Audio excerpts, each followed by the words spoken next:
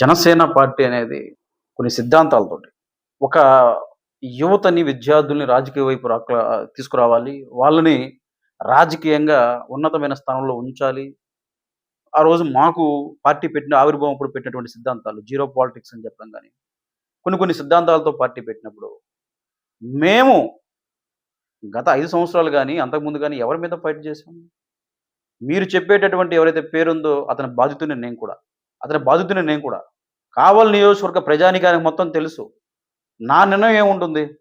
కావలి నియోజకవర్గంలో 2019లో ఒక ఇన్ఛార్జిని పెట్టారు. ఈ రోజుకి కూడా అతనితో కలవడం గాని, నేను దేవుణ్ణి చెప్పాను. ఇతను పార్టీ సిద్ధాంతాలు నమ్మి వచ్చిన వ్యక్తి కాదు.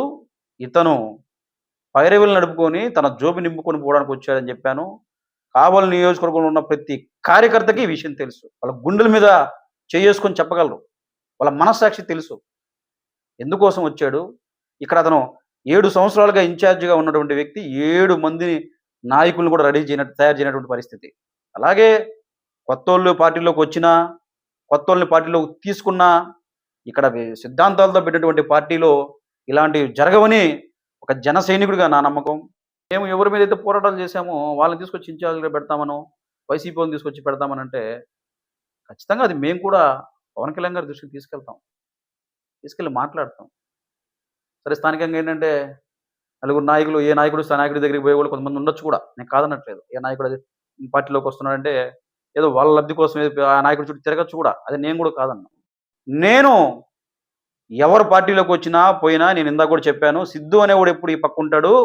ఒక కార్యకర్తగానే అవతల మారచ్చు, రకరకాల మంది సీజన్లు బట్టి రకరకాలుగా రావచ్చు పోవచ్చు, కానీ సిద్ధు అనేవాడు ఎప్పుడు ఈ పక్కే ఉంటాడు.